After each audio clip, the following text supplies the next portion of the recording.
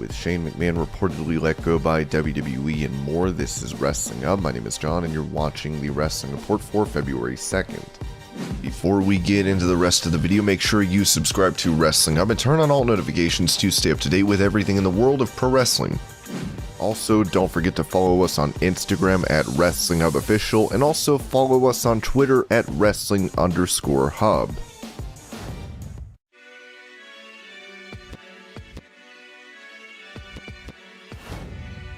Former WWE star Karrion Kross is looking to the future as he took to Instagram recently to hint at his next move in pro wrestling. Much on my mind as of late as I come to a close on this final period. In short, man, this was an incredible chapter of my life. Nothing but gratitude for every second. Thank you to everyone who came for the ride, and thank you for letting me take you on one as well. 2020 to now has been a challenging period in human history. I hope I was able to cast some relief for people during these times. You all brought me to life every day and motivated me to find the best version of myself for you.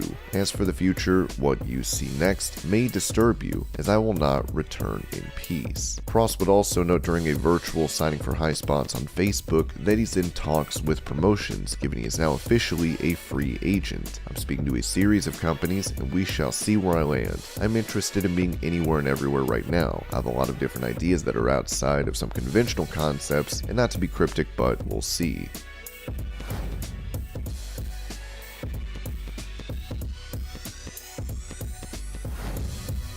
Known as Piper Niven on NXT UK, Doudrop is now a heel on the main roster and talked to Wrestling Inc. about Vince McMahon wanting her to have a dancing gimmick. It was really funny because he wanted me to come out and dance. I was like, I don't know if you looked all up in that CV, but it did not say dancer. I was kind of like, what am I doing? I don't like this. Then one day I got backstage and he goes, God damn it, I see you out there shaking your ass all afternoon. Why can't you do it out there? I was like, you've absolutely got me over a barrel there, because seeing me when I'm rehearsing. When he said that, he was like, I just want the people to see your personality that we see back here. I was like, oh man, you completely stunned me with that. I totally got what he meant. And from that point on, that's when I started to get more comfortable with jumping around and dancing.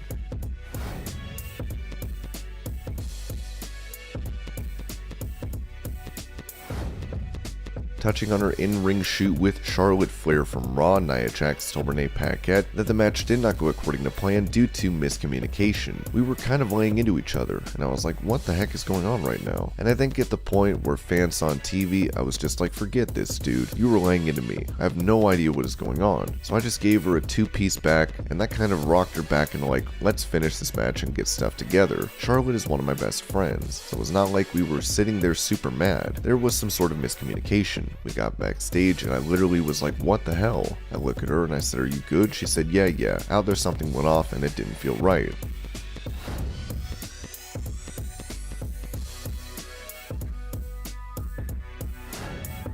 During that same interview, Jax touched on a meeting she had with Vince McMahon regarding a refusal to get vaccinated. As she recalled, I was choosing not to go and get the vaccine, and it was a personal choice. And I remember sitting down with Vince because the whole entire 2 years I was there, we were tested every day. I never popped positive. I never caught COVID the whole time. And it was like, well, kid, you're not going to be able to fulfill some of your contractual duties. I was like, well, if that's the case, then that's the case. It's a business, and I understand you've got to run your business. But I made a decision for myself, and I stood by how I felt.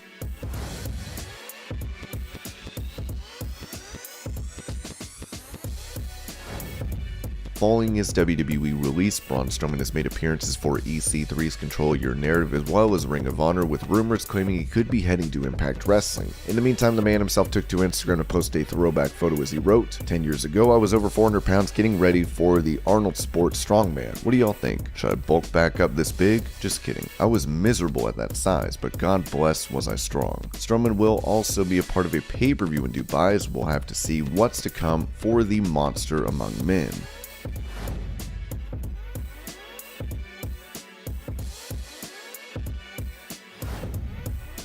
When Edge made his return to WWE during the 2020 Royal Rumble, he would come into the ring and spear AJ Styles, which caused a separated shoulder for the Phenomenal One. Talking to DAZN, Styles touched on a dream match between himself and the Rated R superstar. I want Edge. I feel like it's one of the last dream matches I have left, and the fact that it wasn't possible a couple years ago due to him not being cleared is something I really want. The fact he came back now makes that match a definite possibility, and I'd like to have it at WrestleMania.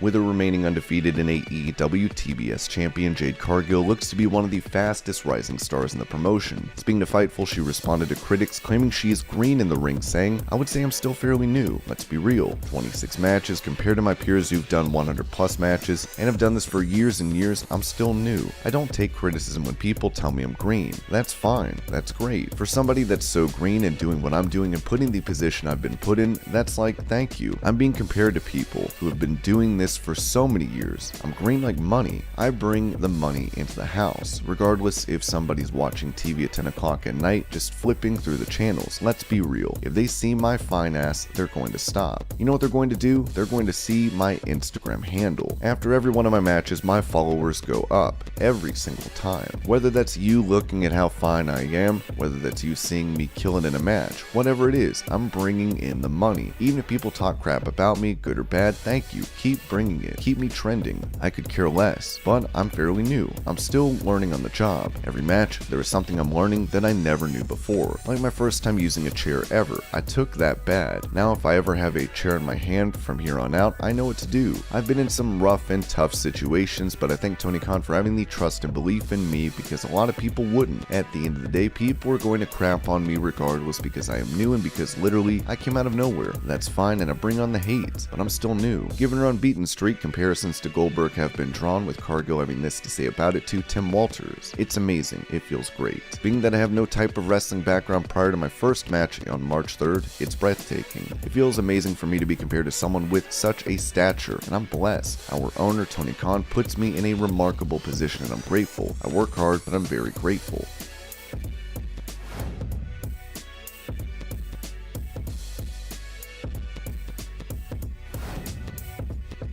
While a report from PW Insider recently claimed that Matt Riddle was set to win the Royal Rumble, Ringside News would confirm that this was false. Despite that, Booker T took to his Hall of Fame podcast to claim that the original Bro will one day hold a world title in WWE. I don't know how true that is, that Riddle was originally supposed to win the Royal Rumble. Riddle is highly touted. I must say he is very highly touted as far as perhaps being future world champion in WWE one day. Me, personally, when I read it, I wasn't shocked or surprised or anything like that. I go, yeah, I could see that happening. WrestleVotes recently noted that there is a push within WWE to have Riddle and Randy Orton face off for a world title, as we'll have to see if this comes to fruition.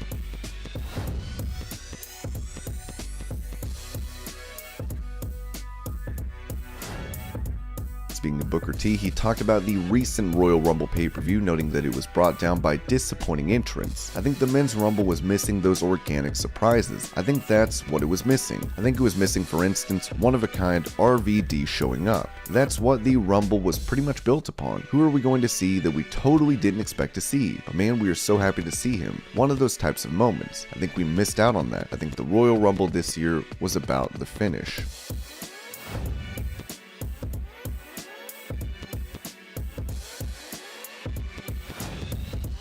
Talking on the Ringer podcast, The Miz was asked about the best technical wrestlers in WWE, with him naming Randy Orton as the greatest in the company. There's a handful of people that were there that are still here. You know, Kofi, Dolph, myself, Randy, full-time, you know, superstars. Edge is obviously there as well, but he comes and goes. Honestly, man, I'll tell you what, this thing with, you talk about Randy, I think no one is better in the ring technically than Randy Orton. Like just his maneuvers and the things, the moves, and the in-betweens on what he does in his moves that really sets him apart from everybody else. And I don't know if people, I think everyone notices it, but for a person as a WWE superstar that's done this for such a long time, to see the level that he's elevating, and he just keeps going higher and higher, and it's just pretty incredible.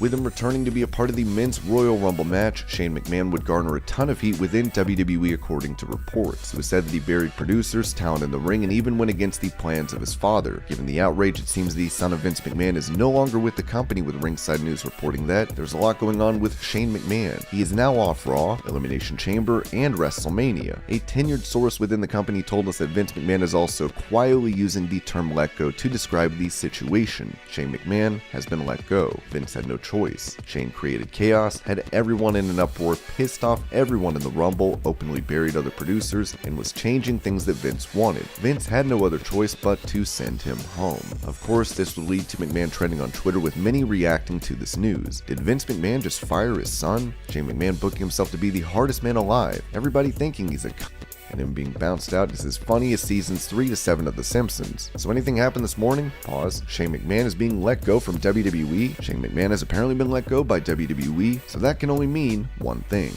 Additionally, Andrew Zarian would report this, writing, "Few notes from source regarding Shane and the Rumble. There were numerous changes to what number Bad Bunny would be. This was a cause for concern and people within WWE were upset. WWE doesn't want to come off negatively with such a major outside star."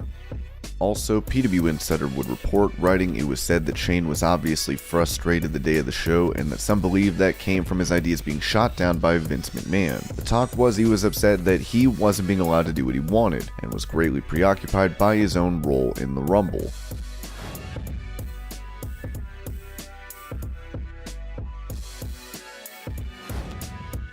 Going back to the topic of the Royal Rumble match being underwhelming, it was noted on Wrestling Observer Live that WWE is aware that this pay-per-view did not hit the mark. You'll be pleased to know I'm not the only one who thought the Men's Royal Rumble was boring. They are well aware the Men's Rumble was boring, and their plan is to make sure next year it's not boring. And this was your Pro Wrestling News Update. I hope you're all having a great day. Thank you so much for watching, and I'll see you later.